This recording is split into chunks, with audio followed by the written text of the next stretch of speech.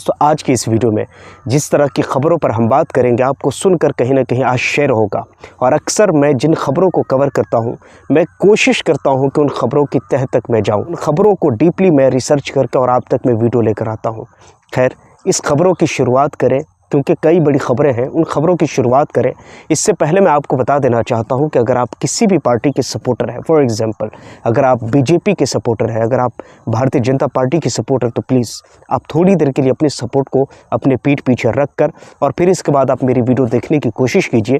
आपको बहुत सारी चीज़ें समझ में आएंगी। इस वक्त की जो सबसे बड़ी ख़बर है, भारत की ख़बर पर हम आएंगे, लेकिन इससे पहले जो सबसे बड़ी ख़बर है उस पर बात कर लेते हैं। इस वक्त ईरान के अंदर में लोग धरना प्रदर्शन कर रहे हैं, प्रोटेस्ट कर रहे हैं, वो भी एक चीज़ को लेकर, क्योंकि वहाँ आपने देखा होगा कि डॉलर के मुकाबले में वहाँ की जो रियाल है वो अब 14 लाख से कहीं कहीं पार कर गया है।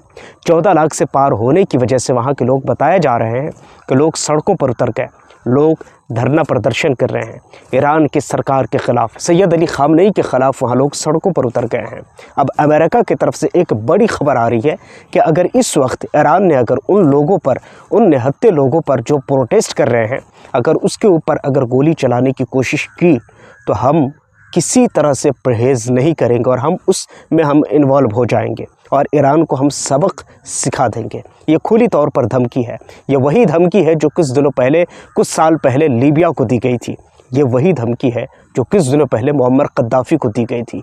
ये वही धमकी है जो सद्दाम हुसैन को दी गई थी। अगर आपको याद हो तारीख़ और हिस्ट्री, तो आप जानते होंगे कि सद्दाम हुसैन और उसी के साथ ईरान के साथ लंबे अरसे के जंग के बाद सद्दाम हुसैन को किस तरह से उन्हीं के लोगों ने, उन्हीं की अदालत ने, उन्हीं की कोर्ट ने फांसी की सज़ा सुनाई और सद्दाम हुसैन को तख्त-ए-दार पर लटका दिया। मुअम्मर कद्दाफ़ी को उन्हीं के लोगों के हाथों मरवा कर और पूरे देश और दुनिया को ये संदेश दिया कि मुअम्मर कद्दाफ़ी एक ऐसा आदमी है जो अपने देश के लिए गद्दार है। हालांकि पूरी दुनिया ने खुली हुई आंखों के साथ इस चीज़ को देखा कि मुअम्मर कद्दाफ़ी के मरने के बाद ठीक लीबिया के 3 हिस्से हो गए। 3 हिस्से, एक तो वो जिस पर कद्दाफ़ी के चाहने वालों ने हुकूमत की, दूसरा वो जिस पर कद्दाफ़ी के साथ बगावत करने वालों ने हुकूमत की, तीसरा जो वो अमेरिका या यूरोप को सपोर्ट करता। कई हिस्सों में लीबिया बट गया। हालांकि अगर मुअम्मर कद्दाफ़ी की तारीख़ को अगर आप पढ़े हैं तो आपको पता होगा मुअम्मर कद्दाफ़ी ने कहा था, मेरे बच्चों, तुम नहीं जानते कि तुम क्या कर रहे हो।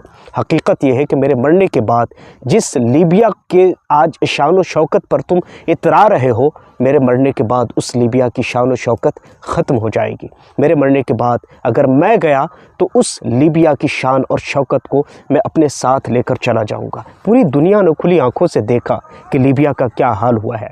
ठीक आज इसी तरह पहले आप किसी देश पर, किसी राज्य पर सैंक्शन लगाएं, किसी राज्य पर आप प्रतिबंध लगाएं, किसी राज्य पर आप बहुत सारी ऐसी धाराएं लगाएं, फिर उसके बाद आप कहें उठ, ज़रा उठ कर दिखा।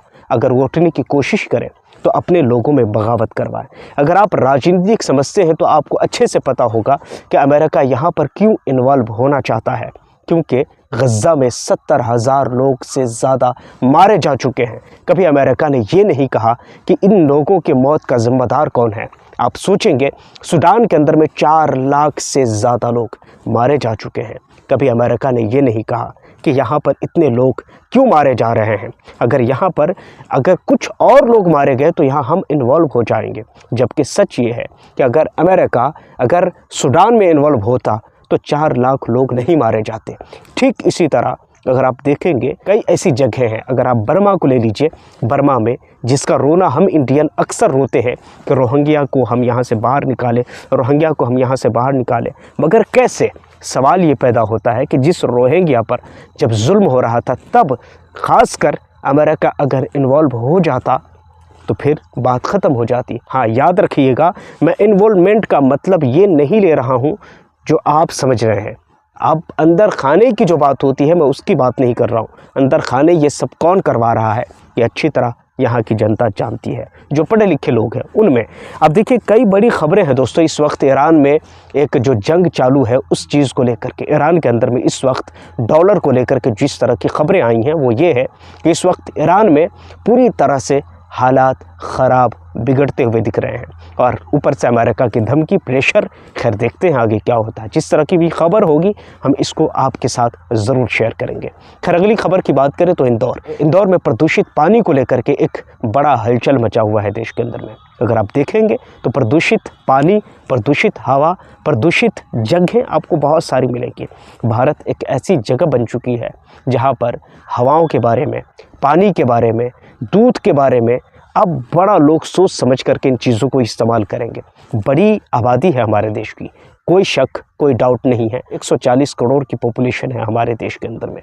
खैर इस वक्त इंदौर में प्रदूषित पानी की वजह से, प्रदूषित पानी अगर आप नहीं समझ पा रहे क्योंकि ये संस्कृत का वर्ड है, ये कुछ हार्ड हो जाता है। प्रदूषित पानी जिसको हम कहते हैं केमिकल्स, जिसमें ज़्यादा मिला हुआ जिंक, आयरन, ये सब कुछ ज़्यादा, मतलब आप ये समझ लीजिए कि ख़राब पानी की वजह से वहाँ के मेयर ने इस चीज़ की पुष्टि की है कि 10 लोगों की मौत हो गई, जबकि वहाँ के स्थानीय लोग बताते हैं कि 14 लोगों की मृत्यु हो गई है।